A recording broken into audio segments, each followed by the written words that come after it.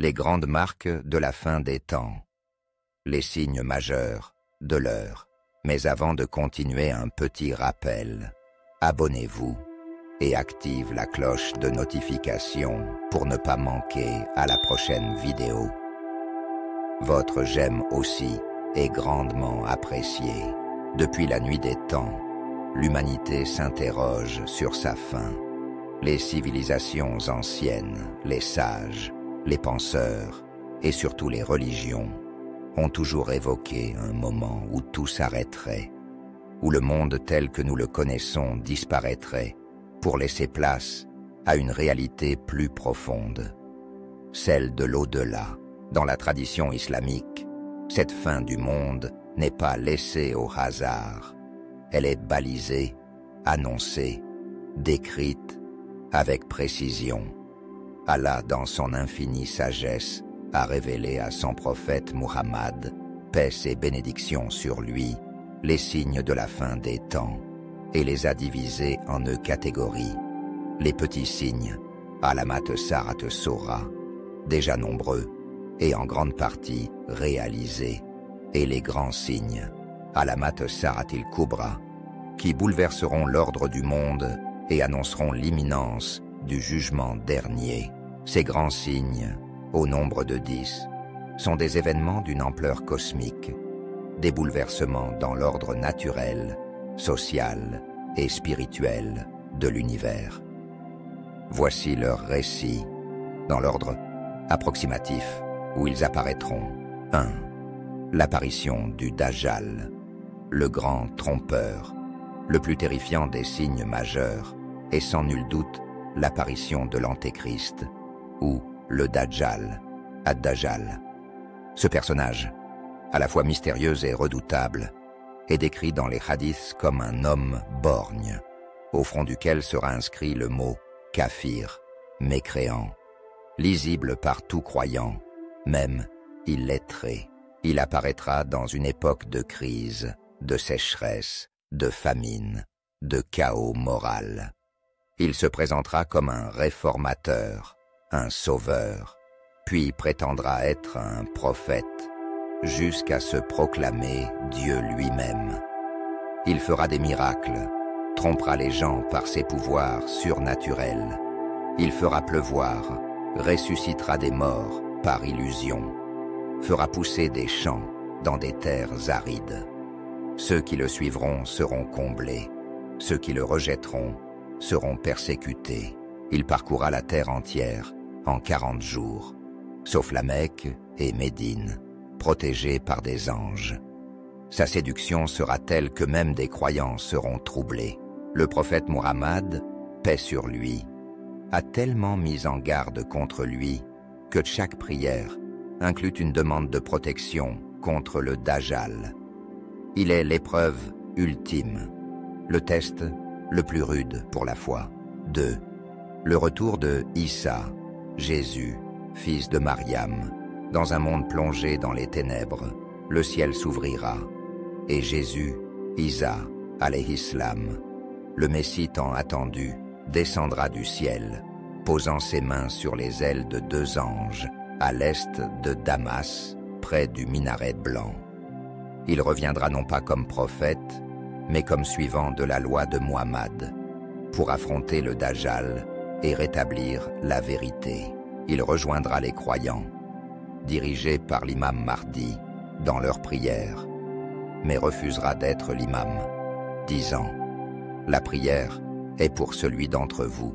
C'est ainsi qu'il confirmera la prophétie de Muhammad.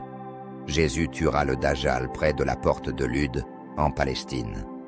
Par sa simple présence, l'imposture sera détruite. Ensuite, il instaurera une ère de paix.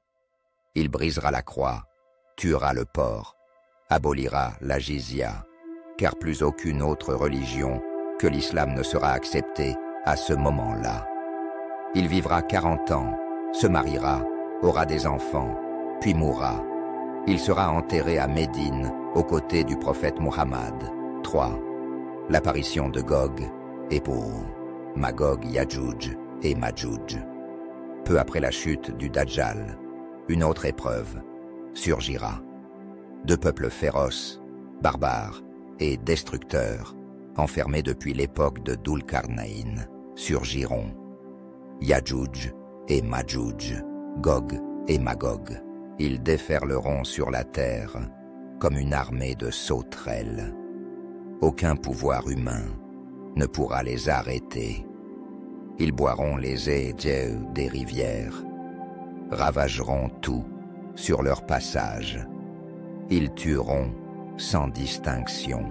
Jésus et les croyants se réfugieront sur le mont Tour et prieront Allah de les sauver. Allah enverra alors des vers dans leur cou, les tuant tous en une nuit. La terre sera alors couverte de leurs cadavres, jusqu'à ce qu'Allah envoie des oiseaux gigantesques pour les emporter. Puis, la pluie lavera la terre de toute impureté. 4. 3 grands affaissements de la terre. Le prophète a annoncé que 3 affaissements de terre auront lieu, engloutissant tout sur leur passage. 1. Un affaissement à l'est, probablement dans la région du Khorasan ou de la Perse. 2. Un affaissement à l'ouest. 3. Un affaissement dans la péninsule arabique. Ces effondrements terrestres seront des signes directs d'Allah, bouleversant la géographie et la stabilité du monde. Les villes, les peuples, les nations s'effondreront sans avertissement.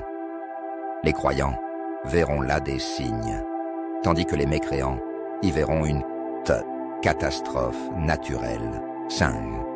La fumée, Ad-Dukhan.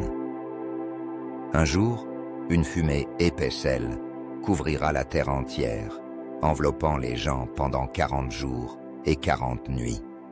Les croyants seront légèrement touchés comme s'ils avaient un rhume, mais les mécréants seront pris de suffocation, de douleur, d'angoisse. Cette fumée sera un avertissement, une purification, un voile entre 2 époques. Allah dit dans le Coran: « Attends donc le jour où le ciel apportera une fumée visible. Elle enveloppera les gens. Voilà un châtiment douloureux. » Surat Ad-Dukhan, versets 10 et 11. 6. L'apparition de la bête, Ad-Dabba. Sortant de la terre, une créature extraordinaire et effrayante appelée Ad-Dabba, la bête, apparaîtra. Elle parlera aux gens, leur annoncera leur sort et marquera les visages des hommes. Les croyants seront éclairés, les mécréants marqués. Elle portera le bâton de Moïse et le sceau de Salomon et tranchera définitivement entre le bien et le mal. Personne ne pourra se cacher de la vérité à ce moment-là. Il sera trop tard pour croire. 7. Le lever du soleil à l'ouest. Un événement bouleversant. L'ordre cosmique surviendra. Le soleil se lèvera depuis l'ouest. Ce jour-là, les lois physiques seront suspendues. Ce sera le signal que le délai de la miséricorde est clos. Le prophète a dit: « Lorsque le soleil se lèvera de l'ouest, toutes les créatures croiront, mais ce sera alors trop tard pour que la foi soit acceptée. » Hadith authentique, Sahih Muslim. Ce signe inversera l'ordre du monde, montrant que la fin est imminente. 8. Un feu immense rassemble les hommes. Un feu colossal surgira du Yémen ou des profondeurs de la terre. Il poussera l'humanité vers son ultime rassemblement. Les hommes fuiront devant lui, rassemblés vers la terre du jugement. Ce feu ne laissera personne derrière lui. Il avancera, inexorable, tel un messager du jugement. 9. La disparition progressive de la foi. Avant même que l'heure ne sonne, la foi quittera les cœurs. Le Coran sera retiré de la terre. Les mosquées seront vides. Les gens ne connaîtront plus Allah, ne prieront plus, et l'islam disparaîtra comme disparaît une étoffe délavée. Un vent doux soufflera alors, prenant l'âme de chaque croyant. il ne restera sur terre que les pires des hommes. Ceux-là vivront dans l'ignorance, l'idolâtrie, l'immoralité, jusqu'à ce que l'heure se lève sur les pires créatures. 10. Le jour de l'heure, l'ultime révélation. Puis, sans avertissement, la trompe retentira. Elle fera s'évanouir tout être vivant. Les montagnes voleront en éclats, la mer s'embrasera, le ciel se fendra, le monde cessera d'exister. C'est le jour de la vérité, le Yawm al-Qiyamah. Ceux qui auront cru, qui auront combattu leur passion, qui auront adoré Allah avec sincérité, trouveront en ce jour leur salut, un appel à la vigilance. Les signes majeurs ne sont pas de simples histoires. Ce sont des réalités futures destinées à réveiller nos cœurs, à nous rappeler que cette vie est un test, un passage, une illusion éphémère. Préparons-nous dès aujourd'hui, réformons nos âmes, accrochons-nous au livre d'Allah, à la sunna du prophète. Soyons de ceux qui, quand les signes se manifesteront, seront du côté des croyants, des patients, des sincères, car l'heure est proche, plus proche qu'on ne l'imagine.